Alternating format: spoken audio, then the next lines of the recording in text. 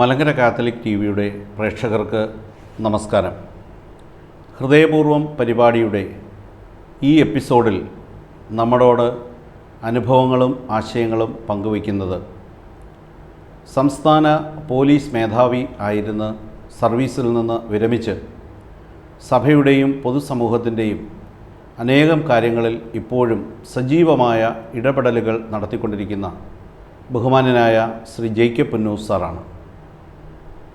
Pushpagiri medical കോളേജിൻ്റെ chief executive officer എന്ന നിലയിലും തിരുവനന്തപുരം മേജർ അതിരൂപതയുടെ പാസ്റ്റർ കൗൺസിലിൻ്റെ സെക്രട്ടറി എന്ന നിലയിലും സഭയുടെ എല്ലാ അൽമായ മുന്നേറ്റങ്ങളിലും സാറിൻ്റെ സാന്നിധ്യം സജീവമാണ്. ഈ അടുത്ത കാലത്ത് സംസ്ഥാന ഗവൺമെൻറ് കോവിഡ്-19 ബന്ധപ്പെട്ട പ്രായോഗിക നിർദ്ദേശങ്ങൾ സമർപ്പിക്കുന്നതിനുള്ള സമിതിയിൽ ജേക്കബ് പുന്നൂസ് സാർ അംഗമായിരുന്നു. സാറിനെ ഈ എപ്പിസോഡിലേക്ക് എല്ലാ പ്രേക്ഷകർക്കും വേണ്ടിയും സ്വാഗതം ചെയ്യുന്നു. Thank you very much. കോവിഡാണല്ലോ സാർ സജീവമായ ഇടപെടലുകൾ നടത്തിക്കൊണ്ടിരിക്കുന്ന ഒരു മേഖല ഇപ്പോൾ. അതെ, ഫേസ്ബുക്കിൽ സാറിൻ്റെ എല്ലാ പോസ്റ്റുകളും കൃത്യമായിട്ട് ഫോളോ ചെയ്യുന്ന ഒരാളാണ് ഞാൻ. കോവിഡുമായി ബന്ധപ്പെട്ട് ലോകത്ത് സംഭവിച്ചുകൊണ്ടിരിക്കുന്ന കണക്കുകളെക്കുറിച്ച് ശരിയായ ഒരു അപഗ്രഥനം കൃത്യതയോടെ നടത്തി അതിൻ്റെ എല്ലാ സാധ്യതകളും സാഹചര്യങ്ങളും പൊതുസമൂഹത്തെ അറിയിക്കുവാൻ സാറിൻ്റെ ഫേസ്ബുക്ക് പേജ് എപ്പോഴും സാർ ഉപയോഗിക്കുന്നത് കണ്ടിട്ടുണ്ട്. കോവിഡിൻ്റെ പശ്ചാത്തലത്തിൽ നിന്ന് തന്നെ തുടങ്ങിയാൽ നമുക്കിനി ഒരു സാധാരണ ജീവിതം പഴയതുപോലെ സാധ്യമാകുമോ? നമുക്കിനിയും പഴയ രീതിയിലേക്ക് തിരിച്ചു പോകുന്ന ഒരു സ്ഥിതിവിശേഷം ഉണ്ടാകുമെന്ന് എനിക്ക് വിചാരമില്ല. അത് നടക്കണമെന്നുണ്ടെങ്കിൽ കോവിഡിൻ്റെ വാക്സിൻ കണ്ടുപിടിക്കണം.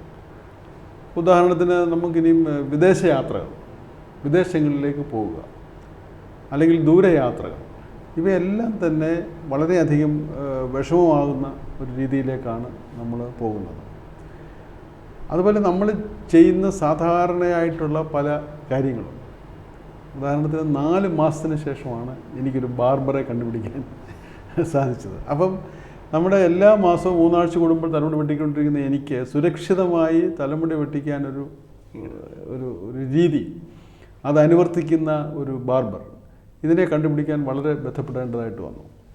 അല്ലെങ്കിൽ നമ്മൾ ആഹാരം പാകം ചെയ്ത് കഴിക്കുന്ന രീതി, എങ്ങനെയാണ് നമ്മൾ കൂട്ടമായിട്ടിരുന്ന് ആഹാരം കഴിക്കുന്നത്.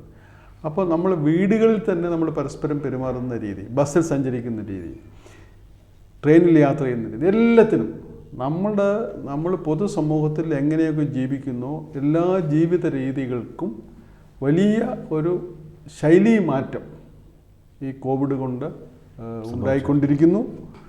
അത് കൂടുതൽ കർശനമായി വിവിധ സമൂഹങ്ങൾ നടപ്പാക്കിക്കൊണ്ടിരിക്കുന്നു. അത് നടപ്പാക്കേണ്ടതിൻ്റെ ആവശ്യമുണ്ട്. അപ്പോൾ എന്താണ് ഒരു വലിയ ഗുണമെന്ന് പറഞ്ഞാൽ, ഒരു 10-50 വർഷങ്ങൾക്ക് മുമ്പ് ഈ കോവിഡ് വന്നായിരുന്നെങ്കിൽ ഇത് നമ്മളെ പരിപൂർണമായിട്ട് ഇല്ലാതാക്കിയാൽ. പക്ഷേ കഴിഞ്ഞ 10-25 വർഷങ്ങൾ കൊണ്ട് ഡിജിറ്റൽ സാങ്കേതിക വിദ്യയിലുണ്ടായ മേന്മ കൊണ്ട് കോവിഡ് നമ്മുടെ ജീവിതത്തിലുണ്ടാക്കുന്ന പല പരിമിതികളെയും അതിജീവിക്കാനുള്ള ഒരു കഴിവ്, അതും വളരെ ചിലവ് കുറഞ്ഞ രീതിയിൽ അതിജീവിക്കാനുള്ള ഒരു കഴിവ് നമുക്ക് ഈ സാങ്കേതിക വിദ്യയിലൂടെ ലഭിച്ചിട്ടുണ്ട്. ഇൻ്റർനെറ്റ് വഴിയും മൊബൈൽ ഫോൺ വഴിയും അതിൽ മൂലം നമുക്ക് ചെയ്യാവുന്ന പല കാര്യങ്ങളും നമുക്കിപ്പോൾ ചെയ്യാം. ഇപ്പം തന്നെ ഞാനിപ്പോൾ മാസ്ക് വാങ്ങിക്കുന്നത് കടയിൽ നിന്നല്ലല്ലോ, ഞാൻ ഇൻ്റർനെറ്റിൽ കൂടെ ഓർഡർ ചെയ്തിട്ടാണ് മാസ്ക് വാങ്ങിക്കുന്നത്. വീട്ടിൽ TV വാങ്ങിക്കണമെങ്കിൽ ഇൻ്റർനെറ്റിൽ കൂടെ ഓർഡർ ചെയ്യാം. എന്ത് സാധനം വേണമെങ്കിലും നമുക്ക് ഇൻ്റർനെറ്റിൽ കൂടെ ഓർഡർ ചെയ്ത് നമ്മുടെ വീട്ടിൽ അത് കൊണ്ടുതരുന്ന രീതിയിലേക്ക് വന്നുപോയി. അപ്പോൾ എന്താണ് സംഭവിക്കാൻ പോകുന്നത്? നമ്മുടെ വ്യാപാര രീതി മാറാൻ പോവാണ്. ഒരു പക്ഷേ കടകളില്ലാത്ത ഒരു കാലത്തേക്ക് വരും. കടകളില്ലാത്തൊരു കാലം. വഴിയിലൊന്നും കടകളൊന്നും കാണത്തില്ല. വഴിയിലെല്ലാം തോട്ടങ്ങളും പൂന്തോട്ടങ്ങളും ഒക്കെ ആയിരിക്കും. നമ്മൾ കടകളുടെ ആവശ്യമില്ലാത്ത, നമ്മുടെ നഗരപ്രാന്തത്തിലെങ്ങാനും വലിയ സ്റ്റോർ ഹൗസും, അവിടുന്ന് ഇനി മനുഷ്യ സാമീപ്യമാണല്ലോ നമുക്ക് ഭയം. ഇനി നമുക്ക് കുറച്ച് കഴിഞ്ഞാൽ മിക്കവാറും അവിടുന്ന് ഒരു ഡ്രോൺ, നമുക്ക് വേണ്ട 1 കിലോ ഇറച്ചി ഏതോ പാക്ക് ചെയ്ത് ഡ്രോണിനകത്ത് വെച്ച് കൊടുത്താൽ ഡ്രോൺ പറന്ന് നമ്മുടെ വീട്ടിൽ വന്ന് ആ ഡ്രോൺ ലാൻഡ് ചെയ്യാനുള്ളൊരു ലാൻഡിങ് സ്റ്റേഷനിലേക്ക് വന്ന് ഡെലിവറി ചെയ്തിട്ട് പോകുന്ന ഒരു സിസ്റ്റത്തിലേക്കും ആ ഡ്രോൺ വരുമ്പോൾ നമ്മൾ വാങ്ങിക്കുമ്പോൾ നമ്മുടെ ഗൂഗിൾ പേയിൽ ഡ്രോണിൻ്റെ കമ്പ്യൂട്ടറിലേക്ക് നമ്മൾ ഗൂഗിൾ പേ വഴി അക്കൗണ്ടിലേക്ക് പണം റിമിറ്റ് ചെയ്യുന്നതും അത് കിട്ടിക്കഴിയുമ്പോൾ താങ്ക് യു എന്ന് പറഞ്ഞ മെസ്സേജ് തിരിച്ചയച്ച് ഡ്രോൺ തിരിഞ്ഞു പോകുന്നതുമായിട്ടുള്ള ഒരു കാലം വരും. വിദ്യാഭ്യാസം മാറി. വിദ്യാഭ്യാസത്തിൻ്റെ നമ്മൾ വിചാരിച്ചതാണോ? നമ്മൾ ആരും തന്നെ വിചാരിച്ചതല്ല നമ്മുടെ കുട്ടികൾ ഇങ്ങനെ ഓൺലൈൻ വിദ്യാഭ്യാസത്തിലേക്ക് നമ്മുടെ കുട്ടികൾ പോകും എന്നുള്ള കാര്യം നമ്മൾ വിചാരിച്ചതല്ല. അപ്പോൾ വിദ്യാഭ്യാസത്തിൻ്റെ രീതി മാറി, ഇവാലുവേഷൻ്റെ രീതി മാറി. പിന്നെ അതിനകത്ത് ഏറ്റവും വലിയ നമ്മുടെ ആധ്യാത്മികതയ്ക്ക് തന്നെ പുതിയ രീതിയിലുള്ള എക്സ്പ്രഷൻസ് നമ്മൾ കണ്ടുപിടിക്കേണ്ടത് വരും. നമ്മുടെ ആചാരക്രമങ്ങളും അനുഷ്ഠാനക്രമങ്ങളും ഈ കോവിഡ് കാലത്തിന് അനുസൃതമായി ചിലപ്പോൾ നമുക്ക് പരിഷ്കരിക്കേണ്ടതായിട്ട് വരും. ഇതും ഒരു വലിയ ചലഞ്ചാണ്. പഴയ കാലത്തെ പോലെ നമുക്ക് ആളുകളെ പരസ്പരം ഉദാഹരണത്തിന് കൈവച്ച് കൊടുക്കുക, അങ്ങനെയുള്ള കൈകസൂരി കൊടുക്കുക, അങ്ങനെയൊക്കെയുള്ള കാര്യങ്ങളൊക്കെ ഇനി അതിന് പകരമായിട്ട് ഏതെങ്കിലും രീതിയിൽ, എന്നാൽ ആ കൈകസൂരി കൊടുക്കുന്നതിൻ്റെ സഹോദര സാമീപ്യവും അതിൻ്റെ ഊഷ്മളതയും നിലനിർത്തിക്കൊണ്ട് പുതിയ സിംബൽസിലേക്ക് പോകണം. പുതിയ സിംബൽസ്, കോവിഡിൻ്റെ മാനദണ്ഡങ്ങൾ അനുഷ്ഠിക്കുന്ന ഈ ആശയം ഉൾക്കൊള്ളുന്ന പുതിയ സിംബോൾസത്തിലേക്ക് നമ്മൾ പോകേണ്ടിയിരിക്കുന്നു. ഇങ്ങനെ ജീവിതത്തിൻ്റെ സമസ്ത മേഖലയിൽ ഇപ്പോൾ രാഷ്ട്രീയം മാറാൻ പോവാം. ഇപ്പോൾ പഞ്ചായത്ത് തിരഞ്ഞെടുപ്പ് നോക്കിക്കോളൂ, ഈ സ്ഥാനാർത്ഥിയെ വീട്ടിൽ കയറ്റാത്തവർ കാണും. അങ്ങനെ കാണും. സ്വന്തം പാർട്ടിയുടെ അനുയായി ആയിക്കൊണ്ട് തന്നെ സ്വന്തം പാർട്ടിയുടെ സ്ഥാനാർത്ഥിയെ വീട്ടിലേക്ക് കയറണ്ട, സാർ വെളിയിൽ നിന്നാൽ മതി എന്ന് പറയാൻ ഓട്ടങ്ങ് വന്ന് തന്നേക്കാം. ഇങ്ങോട്ട് വരാതിരുന്നാൽ മതി, വരാതിരിക്കാമെങ്കിൽ വോട്ട് തരാം. പണ്ട് നമ്മൾ പറഞ്ഞിരിക്കുന്ന വന്നാൽ വോട്ട് തരാമെന്നായിരുന്നു.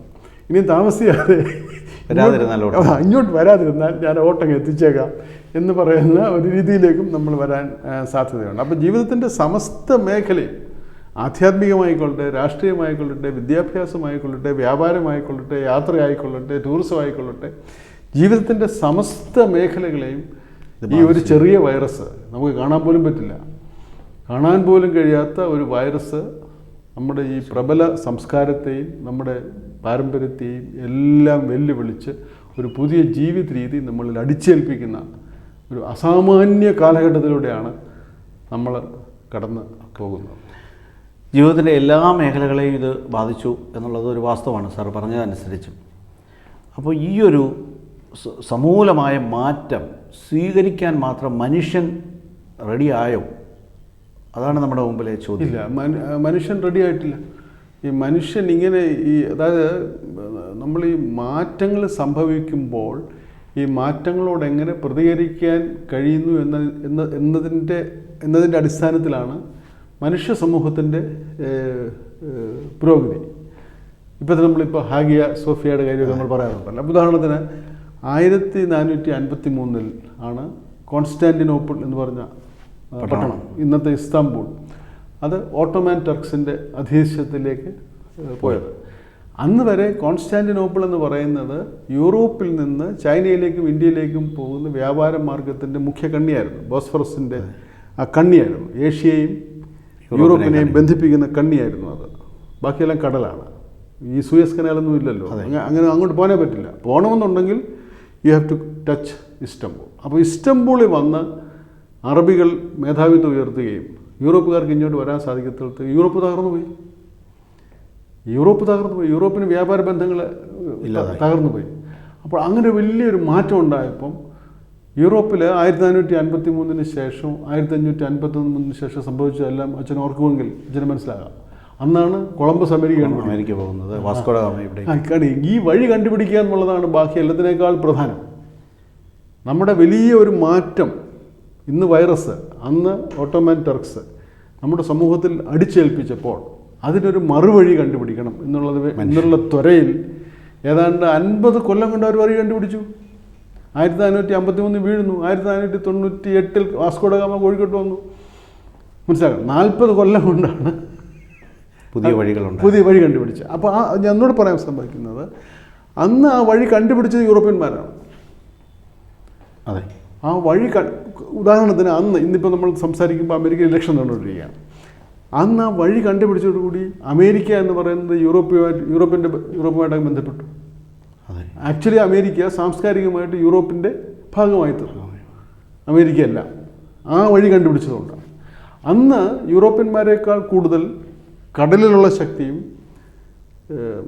സംഖ്യാബലവും ഐശ്വര്യവും പണവും പ്രതാപവും അന്നത്തെ കാലത്ത് ഇന്ത്യക്കും ചൈനയ്ക്കുമായിരുന്നു. അതുകൊണ്ടാണല്ലോ ഇങ്ങോട്ടുള്ള വഴി കണ്ടുപിടിക്കാൻ അവർ ഇത്ര ബന്ധപ്പെട്ട്. പക്ഷെ നമ്മളൊരിക്കലും ആ മാറ്റത്തിന് ഉൾക്കൊണ്ടില്ല.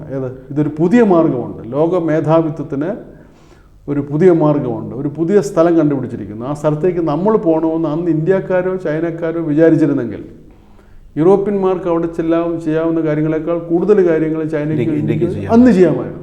അപ്പോൾ ആ മാറ്റം ഉൾക്കൊള്ളാൻ അന്ന് സാധിച്ചില്ല. അപ്പോൾ അച്ഛൻ ചോദിച്ചതുപോലെ ഇപ്പോൾ നമ്മുടെ സമൂഹത്തിൽ നടന്നുകൊണ്ടിരിക്കുന്ന വലിയൊരു മാറ്റമാണ് ഈ കോവിഡ് ഫലം കൊണ്ടായിരിക്കുന്നത്. അപ്പോൾ ആ മാറ്റത്തിൻ്റെ വലിപ്പവും ആ മാറ്റം നമ്മുടെ ലോകത്തിൽ ഉണ്ടാക്കാൻ പോകുന്ന ഫലങ്ങളും അത് കണ്ട് അതിനോട് പ്രതികരിക്കാനും അതനുസരിച്ച് നമ്മുടെ ജീവിത രീതിയും ഒക്കെ കരുപ്പിടിപ്പിക്കാനും നമുക്ക് കഴിഞ്ഞേ പറ്റൂ. അല്ലെങ്കിൽ നമ്മൾ ഈ പറയുന്നത് പോലെ പിന്തള്ളിക്കും, നമ്മൾ പുറകോട്ട് പോകും. ഇന്നും നമ്മൾ പഴയ കാര്യങ്ങൾ അതുപോലെ നടക്കണമെന്ന് നമ്മൾ തീരുമാനിച്ചാൽ നമ്മളങ്ങോട്ട് പിന്തള്ളിപ്പോൾ. നമ്മൾ അന്ന് ഇന്ത്യക്കാർ പറഞ്ഞു കപ്പലിൽ കയറുന്നത് മോശമാണെന്ന് പറഞ്ഞു. അതെ, പണ്ട് തീവണ്ടിയോടൊരു സമീപനം.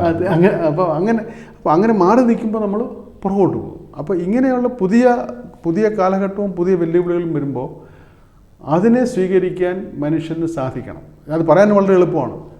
പക്ഷേ പലപ്പോഴും ജ്ഞാനികളും വിവരമുള്ളവരുമായ ആളുകളായിരിക്കും ഏറ്റവും കൂടുതൽ മാറ്റത്തെ എതിർക്കുന്നത്. കാരണം നമുക്ക് എല്ലാ പ്രതാപങ്ങളും സൗകര്യങ്ങളുള്ള ഒരു സിസ്റ്റം നമുക്കുണ്ട്.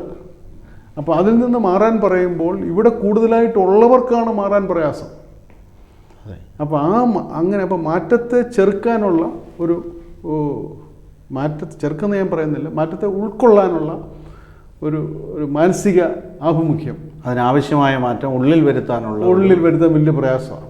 അതുകൊണ്ട് നമ്മളിപ്പോൾ കട പോയില്ലേലും ഇപ്പോൾ എന്താണെങ്കിലും ഒരു സാരി വാങ്ങിക്കാൻ കടയിൽ പോയെങ്കിൽ പെണ്ണുങ്ങൾക്ക് സന്തോഷമുള്ളൂ. അതെ. അപ്പോൾ എത്ര നെറ്റിലാണെങ്കിൽ വളരെ ബ്യൂട്ടിഫുള്ളായിട്ട് സാരി വാങ്ങിക്കാം.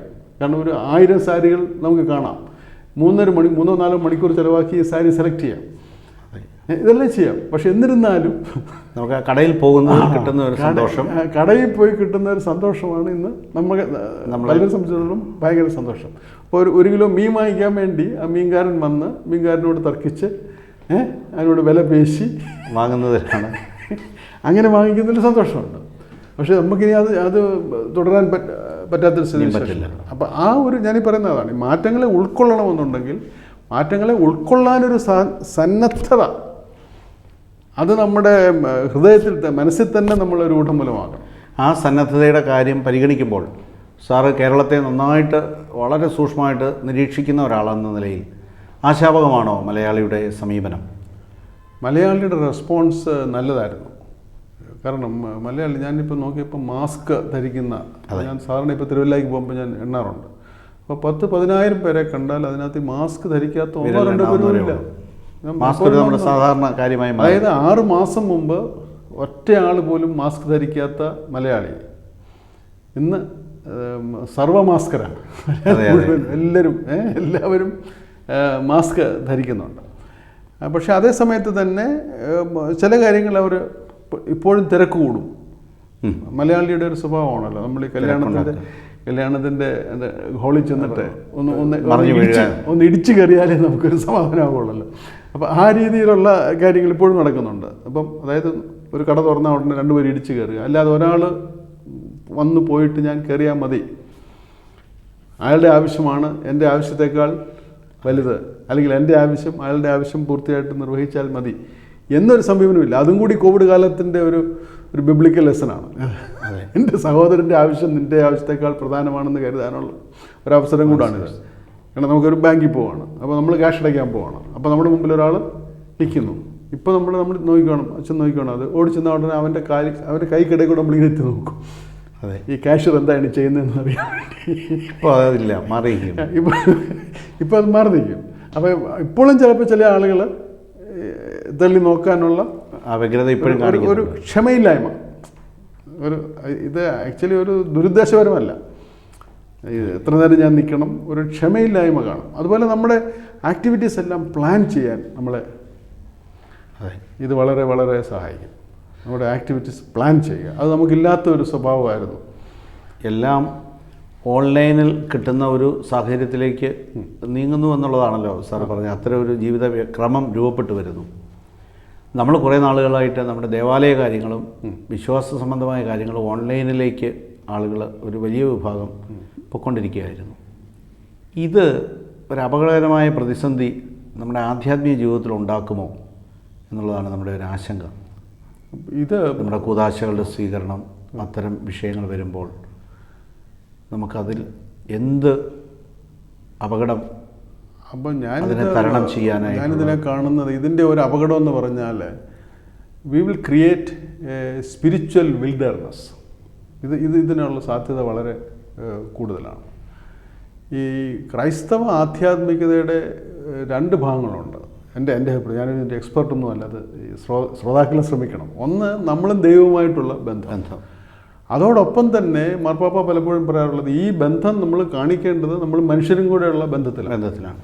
അപ്പം ഈ മറ്റ് മനുഷ്യരുമായിട്ടുള്ള ബന്ധം, ഒരു ഇടവക എന്ന് പറയുന്ന ഒരു സമൂഹം, ആ സമൂഹം ഒരുമിച്ച് നിന്ന് പ്രാർത്ഥിക്കുന്നതായിട്ടുള്ള അനുഭവം, അല്ലെങ്കിൽ പരസ്പരം കരുതുന്നതായിട്ടുള്ള അനുഭവം, ഈ അനുഭവം വളരെ ആധ്യാത്മിക പ്രാധാന്യമുള്ളൊരു അനുഭവമാണ്.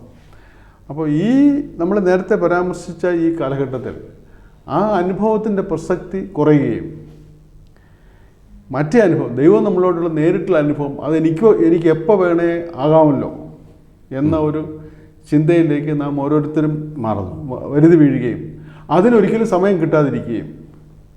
കാരണം ഇതിൻ്റെ ഒരു സംഘടിത സ്വഭാവം ഉള്ളതുകൊണ്ട്, ഞായറാഴ്ച എല്ലാവരും പള്ളി കൂടണമെന്നുള്ളതുകൊണ്ട് ഞായറാഴ്ച മറ്റ് യാതൊരു ആക്ടിവിറ്റിയും ഇല്ലാതെ നമ്മൾ അതിന് പോകുമായിരുന്നു. മറ്റേത് എൻ്റെ സൗകര്യത്തിന് എനിക്ക് ദൈവത്തെ കണ്ടോളാമെന്നാകുമ്പോൾ ഈ പല രീതികളിലും അതങ്ങ് മാറിപ്പോകാനുള്ള ഒരു അപകടമുണ്ട്. അപ്പോൾ ഈ ഒരു എന്താണ്, ആധ്യാത്മികമായിട്ടുള്ള ഒരു ഊഷര ഭൂമി സൃഷ്ടിക്കപ്പെടാനുള്ള സാധ്യത വളരെ വളരെ കൂടുതലാണ്.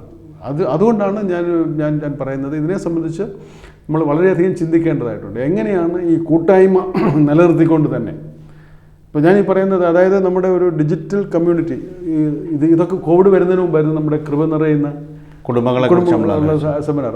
അന്നത്തെ മിനിറ്റ്സ് നോക്കി അച്ഛന് കാണാം. അതിനകത്തിലെ ഒരു സജഷൻ ഇതായിരുന്നു, നമ്മളൊരു ഡിജിറ്റൽ ഫോർമാറ്റ് തന്നെ ഇതിന് വേണ്ടി ക്രിയേറ്റ് ചെയ്യണം. അപ്പോൾ ഒരു കുർബാനയ്ക്ക് ഒരു സമയമുണ്ടെങ്കിൽ ആ കുർബാന എന്ന് പറയുന്നത്, ഞാൻ പറയുന്നത് ക്ഷമിക്കണം, അത് ഒരു കാർമ്മികൻ അനുഷ്ഠിക്കുന്ന ഒരു സംഗതി മാത്രമല്ല, അവരപ്പുറത്തേക്ക് പോയിട്ട് പല വീടുകളിൽ നിന്ന് ആളുകൾക്ക് ഇതിൻ്റെ പല വാചകങ്ങൾ ചൊല്ലാനും ഒക്കെയുള്ള ഒരു പാർട്ടിസിപ്പേറ്ററി ആക്ടിവിറ്റി ആയിട്ട് മാറ്റിയാൽ ഈ പ്രശ്നം വളരെയധികം പരിഹരിക്കും. അച്ഛൻ പ്രാർത്ഥിക്കുമ്പോൾ ആമേൻ എന്ന് പറയുന്നത്, അത് ഒരു വീട്ടിൽ നമ്മൾ ഈ സൂമിലും ഗൂഗിൾ മീറ്റിലും ഒക്കെ മീറ്റിങ്ങുകൾ ഇൻട്രാക്ട് ചെയ്തുകൊണ്ട് തന്നെ പങ്കെടുക്കുന്നത്, അതൊരു ട്രാൻസ്മിഷൻ മാത്രമാക്കാതെ വീടുകളിൽ ഇരുന്നുകൊണ്ട് തന്നെ ആളുകൾക്ക് ഇൻ്ററാക്റ്റ് ചെയ്യാവുന്ന സന്ധ്യാപ്രാർത്ഥനകളും, അത് ചിലപ്പോൾ നമുക്കില്ലാത്തതിനൊക്കെ വലിയ അവസരമാവും. കാരണം സന്ധ്യാപ്രാർത്ഥന മുടങ്ങിക്കിടക്കുന്ന കുടുംബങ്ങളെപ്പോലും ഇതിലേക്ക് കൊണ്ടുവരാനായി ഇടവക വികാരിയും എല്ലാ ഇടവകാംഗങ്ങളും വൈകുന്നേരം 6:30 മണിക്ക് സൂമിൽ വരണം. സൂമിൽ വന്നിരുന്നതിന് ശേഷം നിങ്ങളെല്ലാം ഈ സന്ധ്യാപ്രാർത്ഥനയെ സംബന്ധിക്കണം. അതിനകത്തിലെ ഓരോ പാർട്ട്, ഇന്ന കുടുംബം വെള്ളിനാക്കുന്നതിൽ ഒരുത്തന്നെ ഇത് വായിക്കണം, മറ്റേ കടുപ്പം കന്നതിൽ ഒരാൾ വേറൊരു ഇത് വായിക്കണം എന്ന് നേരത്തെ നിഷ്കർഷിച്ചാൽ പാർട്ടിസിപ്പേറ്ററി സന്ധ്യാപ്രാർത്ഥന പോലും സാധ്യമാകും. ഡിജിറ്റൽ ടെക്നോളജി സാധ്യമാണ്. അതുകൊണ്ടാണ് ഞാൻ പറഞ്ഞത്, നമ്മൾ ഈ ടെക്നോളജി നമ്മുടെ പഴയ കാര്യങ്ങൾ അതുപോലെ ആവർത്തിക്കുന്നതിന് പകരം ഈ ടെക്നോളജിയുടെ അനന്തമായ സാധ്യതകൾ നമ്മൾ പ്രയോജനപ്പെടുത്താം. ഇതിൻ്റെ വേറൊരു ഗുണമെന്ന് പറഞ്ഞാൽ നമ്മുടെ വിദേശങ്ങളിലുള്ള ആളുകൾ പോലും സംബന്ധിക്കാം. അങ്ങനെ ചെയ്യുന്ന പള്ളികളുണ്ട്. അഞ്ചൽ പള്ളിയിൽ നിന്ന് ദുബായ് ജോലി ചെയ്യുന്ന ഒരു യുവാവിന് വേണമെങ്കിൽ, അഞ്ചൽ വൈദിക ജില്ലയിലെ നമ്മുടെ ഒരു പള്ളിയിൽ നമ്മുടെ അച്ഛൻ വൈകിട്ട് ഞായറാഴ്ചകളിലൊരു സന്ധ്യാപ്രാർത്ഥനയുണ്ട്. അവരുടെ ഒരു കുടുംബ കൂട്ടായ്മയാണ്. അതിൽ അമേരിക്കയിലും ഗൾഫിലും ഒക്കെ താമസിക്കുന്ന അവരുടെ കുടുംബങ്ങൾ അതിൻ്റെ ഭാഗമാണ്. അവർക്ക് ഇതുവരെ സാധ്യമല്ലാതിരുന്ന ഒരു കാര്യത്തിലേക്ക് അവരും വന്നിരിക്കുന്നു. ഞാനതാണ് സജസ്റ്റ് ചെയ്യുന്നത്. ഈ ടെക്നോളജി കഴിഞ്ഞ വർഷം ഓൺലൈൻ കരോൾ നടത്തി. പള്ളിയിൽ കരോൾ സംഘം ഒരുമിച്ച് വരുന്നു. കഴിഞ്ഞ ഡിസംബറിൽ, അത് കോവിഡിന് മുമ്പാണ്, കോവിഡിന് മുമ്പ് ചെയ്തതാണ്. അച്ഛൻ പള്ളി പണി നടത്തുന്നതിൻ്റെ ഭാഗമായിട്ട് അവർ ഒരുമിച്ച് പള്ളിയിൽ കരോൾ സംഘം നിൽക്കുന്നു. അമേരിക്കയിലുള്ള ആ പള്ളിയിൽ ഒരു കുറേയേറെ കുടുംബങ്ങളുണ്ട്. അതിൽ ഓരോ കുടുംബമായിട്ട് അച്ഛൻ അവർക്കുള്ള കരോൾ ഡെഡിക്കേറ്റ് ചെയ്യുന്നു. അവർ ഗൂഗിൾ പേ വഴി ഈ പറഞ്ഞതുപോലെ ഓൺലൈനായിട്ട് അതെ അവരുടെ സംഭാവന ട്രാൻസാക്ഷൻ നടത്തുന്നു. നമ്മൾ ഈ ചെയ്യുന്ന ആക്ടിവിറ്റീസ് മുഴുവൻ വളരെ മനോഹരമായിട്ട് ഈ വിദ്യ ഉപയോഗിച്ച് നടത്താം. അപ്പം ഈ ഐസൊലേറ്റഡ് ആയിട്ട് പോയാൽ ഇത് ഇപ്പോഴത്തെ രീതിയുടെ തനിയാവർത്തനങ്ങളിലേക്ക് നമ്മൾ പോവുകയാണെങ്കിൽ അച്ഛൻ പറഞ്ഞ അപകടം വളരെയുണ്ട്. നമ്മുടെ ആധ്യാത്മിക ജീവിതം വളരെ ശുഷ്കമാകും. അതുപോലെ തന്നെ ഇടവകയുടെ പരസ്പര ബന്ധങ്ങളും അതുമൂലം ഉണ്ടാകുന്ന ആധ്യാത്മിക ശാക്തീകരണമൊക്കെ ഇല്ലാതാകും. അത് വലിയ അപകടമാണ്. അപ്പോൾ അത് ഇല്ലാതാക്കണമെന്നുണ്ടെങ്കിൽ ഈ പറയുന്നത് പോലെ യഥാർത്ഥത്തിൽ ഇതിനെ സംബന്ധിച്ച ഒരു ഒരു ഒരു ഒരു സെക്ഷൻ തന്നെ നമ്മുടെ സെമിനാരികളിലുമൊക്കെ അതാണ് ഞാൻ ചോദിക്കാനിരിക്കുന്നത്. ഈ ഒരു ഡിജിറ്റൽ യുഗത്തിൽ ഈ ഒരു ആധ്യാത്മിക കാര്യങ്ങൾക്ക് നേതൃത്വം നൽകേണ്ട നമ്മുടെ വൈദികർ തന്നെയാണല്ലോ ഇടവകകളിൽ. ഇടവകയാണല്ലോ നമ്മുടെ ഒരു അടിസ്ഥാന ഭാവം ഇത് നമുക്ക് ചെയ്യാനായിട്ടുള്ളത്.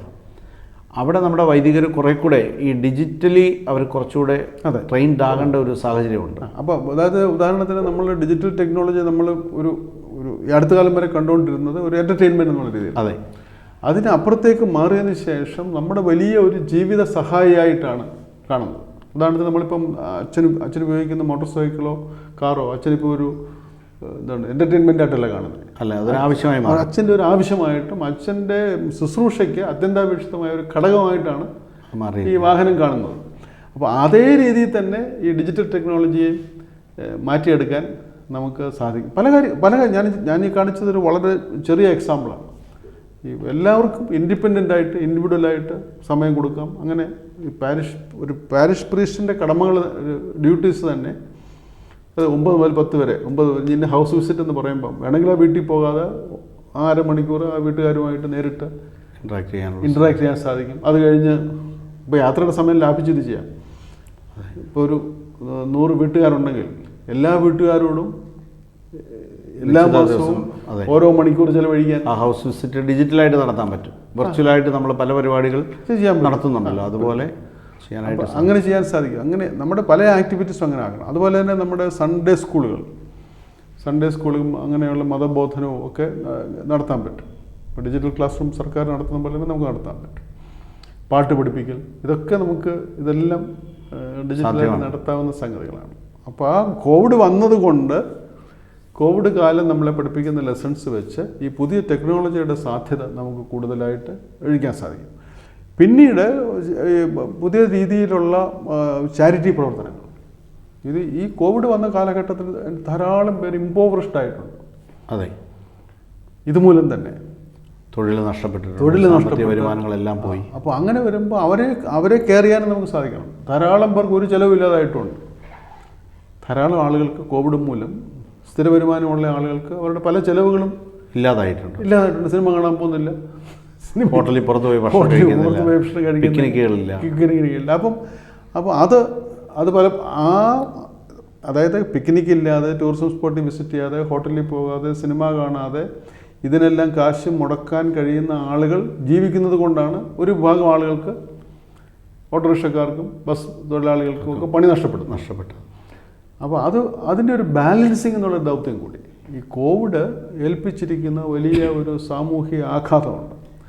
ആ സാമൂഹിക ആഘാതവും ആ സാമ്പത്തിക ഞെരുക്കവും നമ്മുടെ വലിയൊരു അവസരമായിട്ട് നമുക്ക് കാണാൻ സാധിക്കണം. നമ്മുടെ സഭയുടെയും നമ്മുടെ അൽമായരുടെയും ശുശ്രൂഷയുടെ വലിയൊരു അവസരമായിട്ടും ഇത് കാണാൻ സാധിച്ചാൽ നമ്മുടെ ക്രൈസ്തവ ദൗത്യത്തിന് പുതിയ മാനങ്ങളും ഉണ്ടാകും. സാർ, ഈ പറഞ്ഞതിനോട് ചേർത്താണ് ചോദിക്കുന്നത്. ഇപ്പോഴത്തെ ഒരു സാഹചര്യത്തിൽ നമ്മുടെ ഒരു സാമ്പത്തിക ക്രമത്തെ വല്ലാതെ ഇത് ബാധിച്ചിട്ടുണ്ട്. നമ്മുടെ കുടുംബ ബഡ്ജറ്റിനെ വല്ലാതെ ഇത് ബാധിച്ചിട്ടുണ്ട്. എന്നാൽ നമ്മുടെ യുവജനങ്ങൾ ധാരാളം പേര് വിദേശത്തു നിന്നും പിന്നെ ഇന്ത്യയിലെ തന്നെ പല ഭാഗങ്ങളിൽ നിന്നും തൊഴിൽ നഷ്ടപ്പെട്ട് ഭവനങ്ങൾ തിരിച്ച് വീടുകളിലേക്ക് എത്തിയിട്ടുമുണ്ട്. ഇവരോട് ഒരു പുതിയ സംരംഭക ശൈലിയിലേക്ക് വരാനായിട്ട് നമുക്ക് നിർബന്ധമായും പറയേണ്ട ഒരു സാഹചര്യമാണ് വന്നിരിക്കുന്നത്. അങ്ങനെയെങ്കിൽ സാർ, ആ ഒരു യുവജന സമൂഹത്തെ എങ്ങനെയാണ് സാറൊന്ന് ഇപ്പോഴൊന്ന് അഭിസംബോധന ചെയ്യുന്നത്? അതായത് ഞാൻ നേരത്തെ പറഞ്ഞ ദൃഷ്ടാന്തത്തിൽ ചൂണ്ടിക്കാണിച്ചിട്ടുള്ളതുപോലെ പണ്ട് 500 കൊല്ലം മുമ്പ് വാസ്കോ ഡ ഗാമ സൃഷ്ടിച്ച അന്ന് ധാരാളം പുതിയ സാധ്യതകൾ ഉണ്ടായി. ആ സാധ്യതകൾ എടുത്തവരെല്ലാം രക്ഷപ്പെട്ടു. അപ്പം ഇന്നത്തെ കാലത്ത് ഇതിന് ഒരുപാട് സാധ്യതയുണ്ട്. ഈ പുതിയ ടെക്നോളജിയിലേക്ക് ആളുകൾ വരുമ്പോൾ ആ ടെക്നോളജിക്ക് അനുസൃതമായ സർവീസസ് സൃഷ്ടിക്കുന്നതിന് ഒരുപാട് സാധ്യതകളുണ്ട്.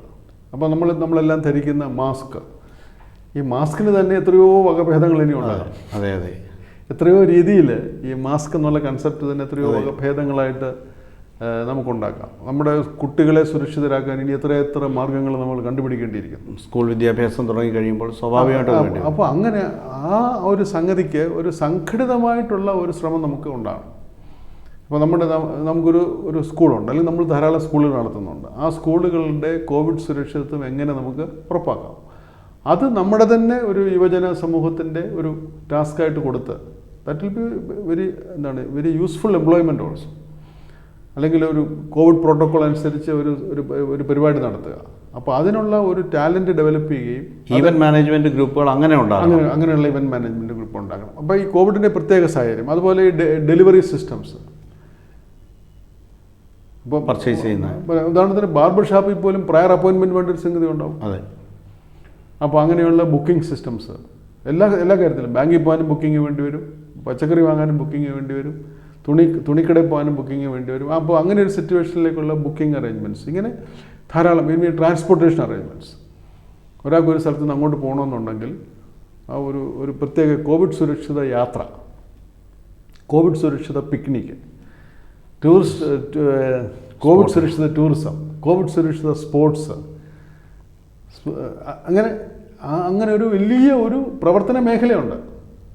പണ്ടായിരുന്നെങ്കിൽ അതായത് every restriction creates A new employment opportunity.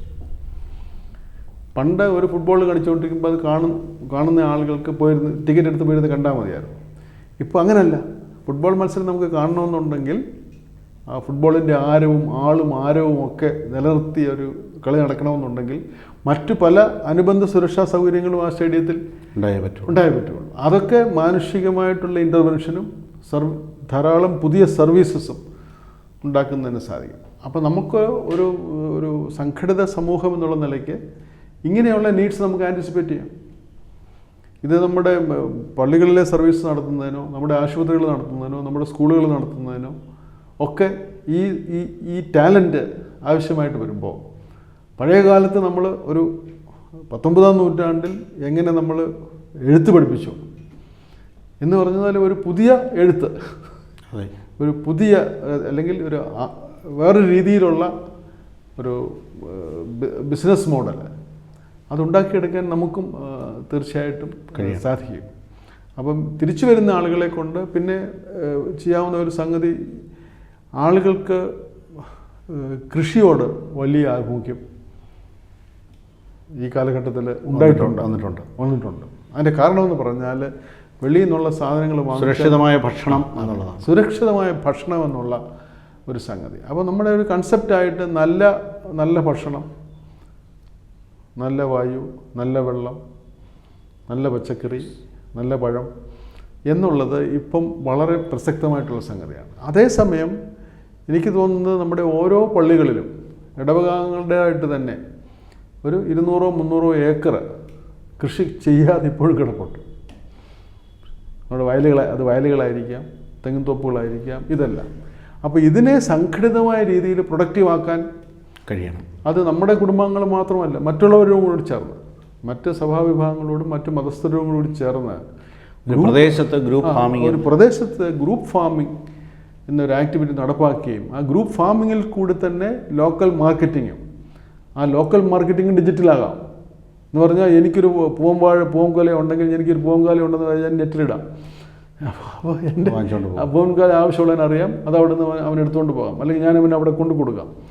അപ്പം അങ്ങനെ ഈ ഡിജിറ്റൽ ടെക്നോളജിയുടെയും കൃഷിയുടെയും ലോക്കൽ ഡിമാൻഡ്, അതായത് തമിഴ്നാട്ടിൽ നിന്നൊരു ഏത്തക്കൊല വന്ന് വാങ്ങിക്കുന്നതിന് പകരം നമുക്ക് ലോക്കലിൽ തന്നെ നമ്മുടെ ലോക്കലിൽ എൻ്റെ വീടിൻ്റെ അവിടുന്ന് 500 മീറ്റർ അകലെ നല്ലൊരു ഏത്തക്കൊല ഉണ്ടെന്നുള്ള കാര്യം എനിക്കറിയാമെങ്കിൽ പാളയം മാർക്കറ്റിൽ നിന്ന് ഏത്തക്കൊല വാങ്ങിക്കുന്നതിൻ്റെ പകുതി വിലയ്ക്ക് എനിക്ക് കിട്ടുകയും ചെയ്യും. അത് സൃഷ്ടിച്ചവനും അത് ലാഭകരമായിരിക്കും, എനിക്കും വളരെ രുചികരമായിരിക്കും, എൻ്റെ കുടുംബത്തിന് അത് വളരെ ആരോഗ്യകരമായിരിക്കും. അപ്പോൾ ആ രീതിയിലുള്ളൊരു സംവിധാനം നമ്മൾ വിചാരിച്ചുണ്ടാകും. അപ്പോൾ അതിന് മെനക്കെടാൻ നമുക്ക് സാധിക്കണം. ഒരു ഗ്രൂപ്പ് ഫാമിംഗ്, ഇപ്പോൾ അച്ഛൻ ചോദിച്ചുകൊണ്ട് ഞാൻ പറയുകയാണ്, ധാരാളം ആളുകൾ ജോലി ഇല്ലാതിരിക്കുകയാണെങ്കിൽ ഇങ്ങനെയൊക്കെയുള്ള കാര്യങ്ങൾ അതുപോലെ തന്നെ ടൂറിസം, സേഫ് ടൂറിസം, ആളുകൾക്ക് പല സ്ഥലത്തും പോകണം. ഇപ്പോൾ കല്യാണം നടത്തുക എന്നുള്ള വലിയൊരു പ്രശ്നമാണ്. അതെ, കല്യാണം നടത്തുക എങ്ങനെ കോവിഡ് മാനദണ്ഡങ്ങൾ അനുവർത്തിച്ച് എങ്ങനെ ഒരു കല്യാണം നടത്താൻ സാധിക്കും? കാരണം നമുക്ക് 50 പേരെ പാടുള്ളൂ, 100 പേരെ പാടുള്ളൂ എന്നുള്ളത് അധിക നാളൊന്നും നിലനിൽക്കാൻ പറ്റില്ല.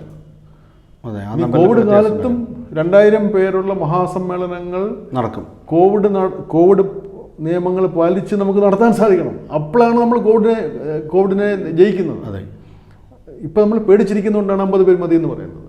യഥാർത്ഥത്തിൽ 10,000 വന്നോട്ടെ, 10,000 വന്നാലും ഈ മാനദണ്ഡങ്ങൾ പാലിച്ച് കോവിഡ് വ്യാപിക്കാത്ത രീതിയിൽ നടത്താനുള്ള സുരക്ഷിതമായ ഒരു സാങ്കേതിക വിദ്യ അല്ലെങ്കിൽ ഒരു നടപടിക്രമം അല്ലെങ്കിൽ നടത്തിപ്പ് രീതി നമുക്ക് സ്വായത്തമായിട്ടുണ്ട് എന്ന് ആരെങ്കിലും പറയുകയാണെങ്കിൽ അവന് വല്ല മാർക്കറ്റായിരിക്കും, നല്ല കഴിവായിരിക്കും. അച്ഛനൊരു കൺവെൻഷൻ നടത്തണമെങ്കിൽ 10,000 പേരുള്ള ഒരു കൺവെൻഷൻ നമുക്ക് നടത്താം. എല്ലാവർക്കും കോവിഡ് മാനദണ്ഡങ്ങൾ അനുഷ്ഠിച്ചും ആർക്കും കോവിഡ് വരാതെ. പക്ഷെ ഇപ്പോൾ പറ്റില്ല. ഇപ്പോൾ അതിനുള്ള we cannot prove that the procedure that we suggest is safe. പക്ഷെ ഒരു പക്ഷേ നമ്മൾ നല്ലപോലെ പഠിച്ച് പ്ലാൻ ചെയ്താൽ ഇത് നമുക്ക് ചെയ്യാൻ സാധിക്കും. ഫലത്തിൽ കോവിഡ് നമ്മുടെ ജീവിതത്തെ എല്ലാം ബാധിച്ചിരിക്കുന്നു. അത് ഒട്ടേറെ നന്മകൾ നമുക്ക് കൊണ്ടുവരാനായിട്ട് പോകുന്നു. നമ്മുടെ ജീവിതക്രമത്തിൻ്റെ തെറ്റിയ താളത്തെ ഒരുപക്ഷെ തിരികെ കൊണ്ടുവരാനായിട്ട് സാധിക്കുന്നു. കോവിഡ് ഒരു അനുഗ്രഹമായി മാറിയോ എന്നാണ് എൻ്റെ ചോദ്യം. അങ്ങനെ ചോദിച്ചാൽ തീർച്ചയായിട്ടും അല്ല. കാരണം നമുക്ക് ഇല്ലാതിരുന്ന ഒരു മഹാമാരി നമ്മൾ സംസാരിക്കുമ്പോൾ തന്നെ ദശലക്ഷക്കണക്കിന് ആളുകൾക്ക് കോവിഡ് ഉണ്ട്. വളരെയധികം ആളുകൾ, ഏതാണ്ട് 1.1 മില്യൺ ആളുകൾ ലോകത്തിൽ മരിച്ചു കഴിഞ്ഞു. നിരവധി ആളുകൾ കഷ്ടതയിലും പ്രയാസത്തിലും ക്ലേശത്തിലുമാണ്. അപ്പോൾ ഈ മഹാമാരി ലോകത്തിന് വലിയ ഒരു ദുര്യോഗമായിട്ടാണ് ഭവിച്ചിരിക്കുന്നത്. പക്ഷേ ലോകത്തിൻ്റെ മുമ്പിൽ അത് വലിയൊരു വെല്ലുവിളി ഉയർത്തി. ഈ മനുഷ്യരാശി എപ്പോഴും നന്മയിലേക്ക് വന്നിട്ടുള്ളത് വലിയ വെല്ലുവിളികളെ നേരിടുമ്പോഴാണ്. അപ്പോൾ അങ്ങനെ നമ്മൾ നോക്കുകയാണെങ്കിൽ ഈ വലിയ വെല്ലുവിളി നേരിട്ട് മനുഷ്യർ തമ്മിലുള്ള സഹകരണത്തിൻ്റെയും സാങ്കേതികവിദ്യയുടെ പുരോഗതിയിലും പുതിയ രീതിയിലുള്ള ജീവിതക്രമങ്ങൾ കരുപ്പിടിപ്പിക്കുന്നതിനും ഈ മഹാമാരി നമ്മളെ സഹായിച്ചിട്ടുണ്ടെങ്കിൽ ഒരു പക്ഷേ ഒരു 10-50 കൊല്ലം കഴിഞ്ഞ് ഒരു ചരിത്രകാരൻ ലോകത്തിൻ്റെ ചരിത്രം എഴുതുമ്പോൾ അവൻ പറയും കോവിഡിന് മുമ്പും കോവിഡിന് ശേഷവും. അപ്പോൾ കോവിഡ് കാലത്തുള്ള തിക്തമായ അനുഭവങ്ങൾ, ആ തിക്തമായ അനുഭവങ്ങൾ ഇല്ലാതാക്കാൻ അല്ലെങ്കിൽ അതിനെ നേരിടാൻ, അതിനെ അതിജീവിക്കാൻ മനുഷ്യരാശി കണ്ടുപിടിക്കുന്ന കാര്യങ്ങൾ ഒരു പക്ഷേ മനുഷ്യരാശിയുടെ ഭാവിക്ക് വലിയ അനുഗ്രഹപ്രദമായിട്ട് തന്നെ വന്നേക്കാം. അപ്പോൾ ഇങ്ങനെയാണ് ചരിത്രം മുഴുവൻ ഇങ്ങനെയാണ് നമ്മൾ യഥാർത്ഥത്തിൽ കാണേണ്ടത്. ചരിത്രത്തിൻ്റെ ഓരോ ദിശാസന്ധികളിലും മനുഷ്യൻ വലിയ അപകടമെന്നും വലിയ വെല്ലുവിളികളുമെന്നുള്ള കാര്യങ്ങളൊക്കെ നടന്നിട്ടുണ്ട്. അപ്പോഴൊക്കെ മനുഷ്യനും അവൻ പുതിയ മനുഷ്യൻ പല രീതിയിലാണ്. അവൻ്റെ മനസ്സ്, അവൻ്റെ ശരീരം, അവൻ്റെ ആധ്യാത്മികത ഇതെല്ലാം ഒന്ന് തട്ടി ഉണർത്തിയതിന് ശേഷം ഒരു പുതിയ കാര്യങ്ങളെക്കുറിച്ച് അവൻ ചിന്തിക്കുകയും ഒരു പുതിയ ലോകം കെട്ടിപ്പടുക്കാൻ വേണ്ടി അവൻ ശ്രമിക്കുകയും ചെയ്തിട്ടുണ്ട്.